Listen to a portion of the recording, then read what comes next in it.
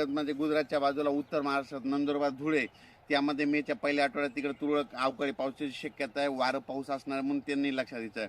त्याच्यानंतर जळगाव जिल्हा मध्य प्रदेशकडे पाऊस पडणार आहे, त्याच्यामुळे मेच्या पहिल्या आठवड्यात त्याच्यामुळे जळगाव जिल्हा, जळगाव, जामोद, बुलढाणा जिल्हा, अमरावती, अकोला, वर्धा, नागपूर, भंडारा, गोंदिया, चंद्रपूर या भागामध्ये अवकाळी पावसाची शक्यता आहे म्हणून मेच्या पहिल्या आठवड्यात ही अंदाज लक्षात द्यायचा आहे। त्याच्यानंतर तेलंगणात देखील अवकाळी पाऊस पडणार आहे मेच्या पहिल्या आठवड्यात, त्याच्यामुळं तेलंगणाच्या सीमालगत नांदेड, धर्माबाद, त्याच्यानंतर नायगाव नरसी या भागामध्ये, त्याच्यानंतर देगलूर, सगरोळे या भागामध्ये अवकाळी पावसाची शक्यता आहे म्हणून त्यांनी देखील लक्षात द्यायचं आहे। त्याच्यानंतर कर्नाटक भागामध्ये अवकाळी पाऊस असल्यामुळे त्याच्यामुळं सातारा, सांगली, सोलापूर, धाराशिव, त्याच्यानंतर लातूर जिल्हा, परभणी जिल्हा, बीड जिल्हा, हिंगोली जिल्हा या भागामध्ये अवकाळीचं म्हणजे संकट असणार आहे म्हणून हे लक्षात द्यायचं आहे। त्याच्यानंतर कोकणपट्टीमध्ये देखील मेच्या पहिल्या आठवड्यात अवकाळी पाऊस असणार आहे, त्याच्यामुळे पश्चिम महाराष्ट्रात तुरळक ठिकाणी अवकाळी येणार आहे आणि योगायोगानं पश्चिम महाराष्ट्रातलेच कांदे काढण्यात चालू आहे म्हणून त्यांनी काय करायचं, 2 तारखेपर्यंत तुम्ही कांदे काढा आणि झाकून ठेवा, कारण की 3-4च्या नंतर राज्यात वातावरण खराबच होणार आहे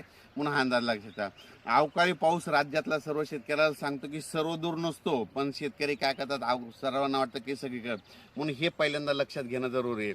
तर हे मान्सूनपूर्व पाऊस असणार आहे म्हणून हे लक्षात द्यायचं आणि हा मान्सून यावर्षीचा सर्व शेतकऱ्याला एक परत याच्यातून अंदाज देणार आहे, यावर्षी खूप चांगला पाऊस पडणार आहे, म्हणजे समाधानकारक असणार आहे। जसा 2024ला पाऊस पडला तसंच यावर्षी 25ला देखील पाऊस पडणार आहे म्हणून ही शेतकऱ्यासाठी आनंदाची बातमी। आता ह्या मेमध्ये म्हणजे अवकाळी पाऊस म्हणजे मान्सूनपूर्व पाऊस आला बऱ्याच ठिकाणी सुरुवात होणार आहे म्हणून शेतकऱ्याला ज्या म्हणजे सातारा, सांगली, कोल्हापूर भागातल्या शेतकऱ्याला सांगू इच्छितो, तुमच्याकडे ऊसाला पाणी लागल म्हणजे ऊसाचं पाणी वाचेल तसं तुमच्याकडे देखील असा पाऊस पडतच राहणार आहे म्हणजे त्या मेमध्ये म्हणून हे लक्षात घ्यायचं, कारण की तुम्हाला जीवदान भेटणार आहे तुमच्या ऊसासाठी म्हणून हे लक्षात घ्यायचं, कारण की मान्सूनपूर्व पाऊस येणार आहे। आणि परत यावर्षी तुम्हाला एक सांगतो की यावर्षी मान्सून पुरेपून येणार आहे, पुरेपून येत असल्यामुळं काय होतं, शॉर्टकटमध्ये मान्सून आला तर त्यावर्षी महाराष्ट्रात जास्त पाऊस पडतो, मान्सून पुरेपून आल्याच्यानंतर नगर जिल्ह्याला जास्त पाऊस पडतो, सांगलीलाच पडतो, साताऱ्याला पडतो, सोलापूरला चलतो, बीडला जास्त पडतो म्हणून हे बीड जिल्ह्याला देखील आनंदाची बातमी की यावर्षी बीड, नगर, सोलापूर, धाराशिव या जिल्ह्याला खूप चांगला पाऊस येणार आहे म्हणून हे अंदाज लक्षात द्यायचा। पण राज्यामध्ये मेच्या पहिल्या आठवड्यात अवकाळी पावसाचं शक्यता आहे, सर्वदूर नाही, फक्त तुरळक ठिकाणी अवकाळी पाऊस पडणार आहे म्हणून हा अंदाज लक्षात द्यायचा। अचानक वातावरणात बदल झाला तर लगेच एक मेसेज दिला तरी। आणि या ठिकाणी मी पाहू शकता की आम्ही सगळे शेतीची मशागतीचे संपूर्ण कामे करून ठेवलेली आहे।